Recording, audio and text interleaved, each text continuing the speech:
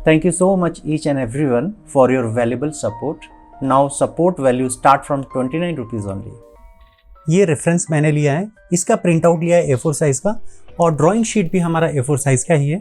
तो यहाँ पे मैंने एक लिया है स्टिक, पेपर, टेप और 2 पेंसिल जिसकी हमें ज़रूरत होगी। और इसकी ज़रूरत कहाँ पे होगी? सबसे पहले तो हमें जो रेफरेंस हम लोगों ने इमेज लिया उसके सेंटर में हम पेंसिल लेंगे और दूसरा ड्राइंग शीट के सेंटर में लेंगे और वहाँ पे हम टैपिंग करेंगे, इसलिए कि हमें पूरा का पूरा जो रेफरेंस हम जहाँ पे हम रखेंगे, जैसे आई के स्टार्टिंग में मैंने आई रखा ना, और वही प्रिंट जो होगा अब दूसरे साइड में आई का काम करेगा। यहाँ पे जैसे देख रहे हो कि जो भी मैं मेजरमेंट ले रहा हूँ ना, जहाँ पे भी मैं रखूँगा पेंसिल उसके ही अपोजिट साइड जैसे कि दूसरे ड्राइंग शीट पे वहीं से स्टार्ट होगा। तो पूरा का पूरा कैलकुलेटिव है यहाँ पे और हमें कैलकुलेशन कुछ नहीं करना है, एक पेंसिल दूसरे पेंसिल के लिए कैलकुलेशन का काम करेगा। हमें बस वहाँ पे मार्किंग करना है कि जहाँ जहाँ पे हम मार्किंग करेंगे वहाँ पे एग्जैक्टली वहाँ पे प्लेस होने वाला है आई और nose, lips, hair, ears, everything. हमें कुछ नहीं करना है यहाँ पे। ये एक बहुत बड़ा शॉर्टकट है जहाँ पे जनरली हमें क्या करना होता है कि हम लोग सर्कल बनाते हैं, उसमें हम लोग लाइंस बनाते हैं, उसमें 4 लाइंस होते हैं जिसमें नोज़, आइज़, लिप्स, चिन, ये सब देना पड़ता था ना पहले। यहाँ वो टेक्निकलिटीज़ के लिए ठीक है। यहाँ पे जो हम लोग बना रहे हैं वो हम डायरेक्ट बना रहे हैं। इसमें आपको मुझे लगता है 5 to 10 मिनट्स में कोई भी जिसको बहुत ज़्यादा स्केचिंग के बारे में भी नहीं पता है, बेसिक्स के बारे में भी नहीं पता है, वो भी पोर्ट्रेट ड्रॉ कर सकता है। तो यहाँ पे हम लोगों ने मार्किंग कर ली थी और मार्किंग हम लोगों ने डॉट से किया था। बहुत ज़्यादा आप हार्ड नहीं करेंगे क्योंकि बाद में हमें शेडिंग भी करनी है। यहाँ पे जो पेंसिल मैं ले रहा हूँ वो है H पेंसिल या फिर 2H पेंसिल, या फिर आपके पास HB पेंसिल हो तो भी ले सकते हैं। और यहाँ पे मैं जो भी ले रहा हूँ अलाइनमेंट के साथ ले रहा हूँ, कोई भी मैंने ब्लाइंड नहीं लिया। यहाँ पे जैसे देख रहे हो कि आई जो है, पहला आई जो बनाया मैंने उसके पैरेलल साइज में मैंने आई बनाया। हमारे पास डिस्टेंस है कि एक आई का साइज़ कितना होना चाहिए, क्योंकि हम लोगों ने जो टूल बनाया है 2 पेंसिल का जो आपने देखा था वो परफेक्ट मेजरमेंट के लिए सही है। कभी कभी वो अगर आपकी टैपिंग अगर सही से नहीं होती है तो वो हिल जाता है। हिलने के कारण कभी कभी आपका जो प्लेसमेंट है वो गलत हो सकता है, लेकिन फिर बाद में हम लोग करेक्ट भी करेंगे। हमेशा उसको हम चेक करते रहेंगे। यहाँ पे अभी हम कैलकुलेट कर रहे हैं नोज़ को। तो जितने भी मेन पॉइंट्स हैं हम लोगों ने वहाँ पे मार्किंग कर ली। और मार्किंग करने के बाद आपको पहले स्कूल डेज में करते थे ना कि पहले कोई भी फ्लावर हो या कोई भी स्केचिंग हो तो पहले डॉट दिया जाता था हमें, और वो डॉट को हमें मैच करना होता था। यहाँ पे तो हम बहुत मैच्योर हो चुके हैं अभी, तो हमें क्या करना पड़ेगा, बहुत ज़्यादा डॉट करने की ज़रूरत नहीं है। वहाँ पे हमें क्या करना है, कुछ मेन पॉइंट्स होते हैं जैसे कि ऊपर का हो गया, नीचे का हो गया और राइट और लेफ्ट हो गया, बस इतना काफ़ी है। जैसे लिप्स के लिए मैंने यहाँ पे 4 ही लिए, एक जो विड्थ होगा, एक हाइट होगा। ये अब बस आपको प्लेसमेंट की ज़रूरत है। यहाँ पे कोई भी पोर्ट्रेट हम ड्रॉ करते हैं ना तो गलत कहाँ होता है, गलत होती है एक साइज़। जो भी आप ऑर्गन्स बनाते हैं, जैसे आप इंडिविजुअल एंटिटी बनाते हैं, आई, नोज़, लिप्स, तो उसका साइज़ मैटर करता है। दूसरा प्लेसमेंट, अगर ये दोनों चीज़ें हो गई ना तो आप कोई भी पोर्ट्रेट बना सकते हो। जो अभी आप देख रहे हो कि यहाँ पे मैं आपको बताने के लिए बहुत ज़्यादा डिटेल कर रहा हूँ यहाँ पे, लेकिन जब मैं आउटलाइन करूँगा तो थोड़ा रफ करूँगा मैं। तो यहाँ पे अभी हेयर का भी ले रहे हैं हम लोग। और जैसे जैसे आप देख रहे हो ना, ये बहुत ही ईजी है। और मैं रेकमेंड करूँगा आपको कि वही जो मेरा पुराना वाला सर्कल वाला जो है उसमें क्या है ना, आपको स्किल डेवलप होता है। यहाँ पे क्या है ना कि आपको एज इट इज़ उठा के यहाँ पे रख देना। हाँ, ये टेक्निक का यूज़ आपको कब करना है, जब कोई आप कमीशन वर्क करते हैं और आपके पास बिल्कुल भी टाइम नहीं है कि आप ग्राफ बनाएं। और ये जो आप ग्राफ बनाते हो ना, ग्राफ 2 घंटे में बनता है, 2 से 3 घंटे में बनता है। रेफरेंस में लाइंस बनाओ, फिर जो ड्राइंग शीट है उसमें आप ग्रिड लाइन बनाओ, बहुत टाइम जाता है। और वो भी सिर्फ आउटलाइन के लिए। शेडिंग वगैरह तो जितने भी है सब आपको करना है, तो इतना टाइम क्यों देना चाहिए। अगर आप एकदम करना ही चाहते ना, यहाँ पे 80 to 90%, 90+% ये मैच करेगा यहाँ पे जो भी आप देख रहे हो। क्योंकि देखो, लुक जो होता है ना वो तो शेडिंग के बाद ही आती है, लेकिन आउटलाइन जो है वो आपको परफेक्ट चाहिए। तो उस परफेक्शन को लाने के लिए ये जो टेक्निक है आप कर सकते हो। इसकी जगह पे आप जो डिवाइडर होता है ना वो भी ले सकते हो, लेकिन डिवाइडर का विड्थ उतना ज़्यादा नहीं होता है। तो इसके लिए मैंने ये टूल बनाया कि अगर मान लो A3 साइज़ का होगा तो आप क्या करोगे, उतना बड़ा डिवाइडर तो हम ला नहीं सकते हैं। इसके अलावा आप A1 साइज़ का बनाओगे या जैसा भी होगा, तो उस तरीके से ये जो टेक्निक होगा वहाँ पे तो काम नहीं करेगा। लेकिन ये जो टूल हम लोगों ने बना लिया यहाँ पे, अगर हम चाहेंगे तो जितना बड़ा बनाना चाहे उतना बड़ा कर सकते हैं।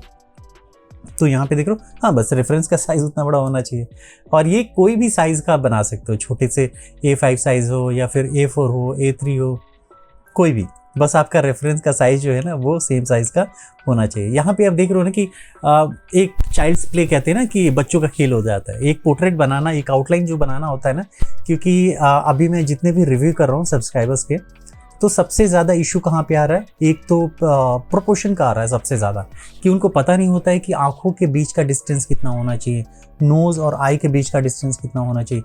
ये सब जो है ना, ये बहुत कैलकुलेटिव है। एक कॉमन जो पर्सन होता है उसका एक साइज़ जो होता है ना, वो हमें याद होना चाहिए। और ये इस तरीके के जितने भी आप बनाओगे ना, तो आपको बनाते बनाते ना तो अपने सेल्फ जजमेंट हो जाता है कि कितना साइज़ है, कितना डिस्टेंस है, देखते देखते बनाते बनाते। इसलिए लोग कहते हैं ना कि जितनी लाइन का प्रैक्टिस करोगे आप, उतना लाइन सीधा होगा और हमेशा के लिए होगा, और आपके स्ट्रोक्स भी अच्छे होंगे। तो यहाँ पे ईयर्स है, ईयर्स अब मैंने नोट्स टू नोट्स कॉपी नहीं किए यहाँ पे। अब ईयर्स जो है, हम लोग उतने मेच्योर तो हो चुके हैं, हम लोग एकदम से कहते हैं ना कि अमेचर आर्टिस्ट भी नहीं है, क्योंकि हम पोर्ट्रेट पे आ चुके हैं। तो ईयर्स के अंदर का जो भी डिटेल्स है ना, वो तो हम कर ही सकते हैं ना, तो वो उतना है। या फिर हेयर का जो है, हेयर के डिटेल्स है, वो हम खुद से कर सकते हैं, तो उतना हमें खुद से करना है। बस ये जो होता है ना प्लेसमेंट जो जितने भी हम लोगों ने आई के किए हैं, नोज़ के किए हैं, लिप्स का किया है, ईयर्स का किया है, वो हमें एक चाहिए, एक प्लेस, एक मार्किंग चाहिए कि हाँ इससे ईजी हो जाता है। जैसे कि क्या होता है ना कि कभी कभी हम फ्री हैंड भी करते हैं ना, तो बिना जो मेरा सर्कल वाला जो है टेक्निक है, वो बिना उसके अगर हम डायरेक्ट आई से स्टार्ट कर देते हैं ना, तो प्लेसमेंट कहीं के कहीं निकल जाता है और वो सेंटर में नहीं रहता है। दूसरी बात ये कि वो शायद 100% मिलता भी नहीं, 50% भी मिल जाए तो बहुत है, क्योंकि उतनी प्रैक्टिस आपको कब हो जाती है, जब आप प्रोफेशनल लेवल में चले जाते हैं, तब आपको परफेक्टली आपको पता होता है कि आई का साइज़ कितना होता है। तो दूसरा आई का साइज़ जब हम बनाएंगे, तो जिस पोजीशन में होगा, 3/4 भी हो सकता है ना, क्योंकि हमेशा हम फ्रंट पे ही नहीं बनाएंगे। फ्रंट में क्या होता है कि दोनों आई का साइज़ बराबर होता है, अलाइनमेंट सही होता है, पर्सपेक्टिव भी एकदम फ्लैट होता है, तो वहाँ पे हमें कोई भी मेजरमेंट लेने की ज़रूरत नहीं पड़ती है दोनों आई के लिए। दोनों आई का गैप भी वही होता है।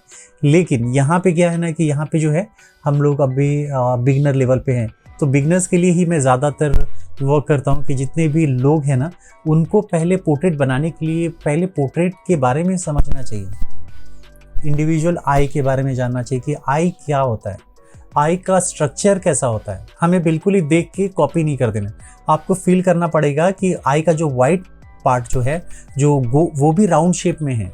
राउंड शेप अगर होने के कारण, लाइटिंग आने के कारण उसमें वॉल्यूम आता है, तो वो वाइट का वाइट नहीं रहता, उसमें हम शेडिंग भी करते हैं, तो उसके लिए तो आपको फील करना पड़ेगा। तो उसके लिए मैंने कई बार आपको प्रैक्टिस करके बताया। वो कहाँ पे मिलेगा आपको ट्यूटोरियल्स? आपको मेरे यूट्यूब चैनल पे जाना है, वहाँ पे प्लेलिस्ट मिलेगा आपको। प्लेलिस्ट में पोर्ट्रेट बहुत सारे टेक्निक है। अब उन सारे टेक्निक में ये टेक्निक भी ऐड होने वाला है। तो ये जो है मैंने जो बनाया है यहाँ पे, और वो बहुत इजी है और बहुत अच्छे से आप लोग बना सकते हो। अभी मैं एक्सपेक्ट करूँगा ये टेक्निक के बाद कि जितने लोग हैं, जितने बिगनर की बात नहीं करूँगा मैं, जितने भी अमेचर आर्टिस्ट हैं, वो लोग जितने अभी पोर्ट्रेट भेजते थे, तो उनके कहते हैं ना कि अभी 10% या 20% भी नहीं रहते थे, लेकिन वो अपने एज के हिसाब से वो अपना करते थे। लेकिन ये टेक्निक के बाद वो लोग अब 80 to 90% भी मैच कर सकते हैं। बस यहाँ पे मैं कहूँगा मैं कि ये टेक्निक में जो पेंसिल आप होल्ड करते हो, जैसे मैंने तो बहुत ही सिंपल एक प्लास्टिक का जो पाइप है उस पर किया है। अगर आप वुडन का कुछ मिलेगा ना, उस पर आप करोगे तो वो ज़्यादा बेटर होता है। इसलिए होता है कि वो होल्ड करके रखता है। यहाँ पे प्लास्टिक है ना, स्लिप हो सकता है। तो आप जब भी क्योंकि मैं जब ये ट्यूटोरियल बनाने वाला था, तो मेरे आसपास में कोई कुछ ज़्यादा कुछ मिला नहीं, तो मैंने इसको ही यूज़ कर लिया। आपके पास अगर मिल जाता है तो वेल एंड गुड, आप उसको यूज़ कीजिए। वुडन का प्लाई हो या कुछ भी हो, उसको आप यूज़ कर सकते हो, और जो कि होल्ड करने में भी बनेगा। तो एक मैं ट्यूटोरियल वैसा भी बनाऊंगा जिसमें कि अगर मैं एक को ड्रॉ कर रहा हूँ तो दूसरा भी ड्रॉ हो रहा है और वो भी सेम टू सेम ड्रॉ हो। तो आने वाले ट्यूटोरियल्स में आपको मिलेगा, लेकिन उसके लिए मुझे होमवर्क करने की ज़रूरत पड़ेगी क्योंकि वो थोड़ा ट्रिकी है। होल्ड कैसे करना है, कैसे पकड़ना है, और यहाँ पे जैसे मैंने आपको बताया था ना कि आपको इरेज भी करना पड़ेगा, हो सकता है कि एडिट भी करना पड़े जो भी आपके करेक्शंस है ना, क्योंकि जब हम लोगों ने किया ना, जो पेंसिल है, पेंसिल कभी मूव हो सकती है क्योंकि मैंने यहाँ पे प्लास्टिक यूज़ किया है और वो थोड़ा बहुत स्लिप भी होता है, और जहाँ पे स्लिप होगा तो वहाँ पे थोड़ा सा तो असर हो जाएगा ना। तो यहाँ पे ऑलमोस्ट हम लोगों ने तो कंप्लीट कर लिया है। अब हेयर जो है, हेयर का भी अभी इसमें बहुत सारा वर्क जो आप देख रहे हो ना, आउटलाइन ऑलमोस्ट डन है, इसमें शेडिंग है। अभी जो भी आपको कहते हैं ना कि जान लाना होता है या फिर आपको मैच करना होता है, वो सब के सब अब डिपेंड करता है शेडिंग पे। शेडिंग भी करेंगे हम लोग इस पे, और ये एक बहुत अच्छा रेफरेंस है। अगर मैं आपको बताऊं तो जैसे देख लो कि एक लाइट जो है राइट साइड से आ रहा है, राइट टॉप साइड से आ रहा है, तो करने के लिए बहुत है शेडिंग में। इसमें बिल्कुल भी फ्लैट नहीं है, इसमें आपको दिख रहा हो। और इसमें ना एक डायनामिक फेस है। एक सिंपल फ्लैट फेस होता है ना कि एकदम कुछ भी एक्सप्रेशन नहीं है, लेकिन यहाँ पे स्माइल का एक्सप्रेशन है और बहुत सारे लोग अपने आप को बचा लिए। इनफैक्ट मैं कह रहा हूँ अगर वहाँ पे टीथ दिख जाता है ना तो सब लोग बहुत परेशान हो जाते हैं। इनफैक्ट इनिशियल डेज में तो मुझे पता ही नहीं चलता था कि टीथ जो है आखिर बनता कैसे है। मैं भुट्टे के जो दाने होते हैं ना, तो वो कॉर्न कहते हैं ना, कॉर्न कहते हैं ना, कॉर्न की तरह मैं बनाता था हमेशा। अब बिल्कुल ही फ्लैट खड़े खड़े। तो वो चीज़ें जो है, अब कैसे होता है ना कि आप जब आप समझते हो, उसके अंदर घुसते हो, घुसना मतलब क्या होता है उसके अंदर कि आप रिसर्च करते हो कि हाँ स्ट्रक्चर कैसा है। जैसे कि अगर आप बहुत अच्छा अगर पोर्ट्रेट बनाना चाहते हो, सेल्फ जजमेंट लाना चाहते हो, तो आपको स्केलेटन का स्टडी करना चाहिए।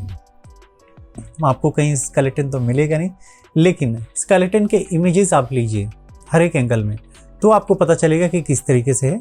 अब यहाँ पे हम लोगों ने जितने भी किए HB पेंसिल से या फिर 2H पेंसिल से हम लोगों ने किया, जो भी आपके पास अवेलेबल हो, एकदम लाइटेस्ट पेंसिल, इसलिए कि अभी भी करेक्शन की ज़रूरत होती है, बहुत कुछ जो है एडिट की ज़रूरत होती है उसमें, जो भी हम बनाते हैं उसमें।